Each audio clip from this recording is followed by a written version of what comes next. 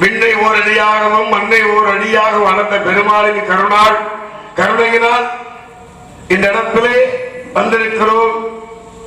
நான் என் செய்யும் அடிநான் என் செய்யும், என்னை நாடி வந்த கோள் என் செய்யும், பெருங்கூற்று என் செய்யும், குமரேசன் தாழும் சரங்கையும் வேலும் மயிலும் என் கண்முன்னே தோன்றும் பொழுது வரக்கூடிய ஆபத்துக்களை எல்லாம் மலைபோல் துன்பங்கள் வந்தாலும் பனிபோல என் வாழ்க்கையை நீக்கியவன் அந்த முருகன்.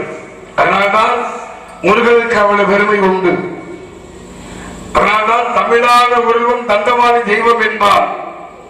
அருவமும் உருவமுமாகி அனாதியாய் பலவாய் ஒன்றாய் பிரம்மமாய் என்ற ஜோதி பிளம்பதொரு வேணியாகி கருணைகூர் முகங்கள் 6 கரங்கள் 12 கொண்டு ஒரு திரு முருகன் வருவார்.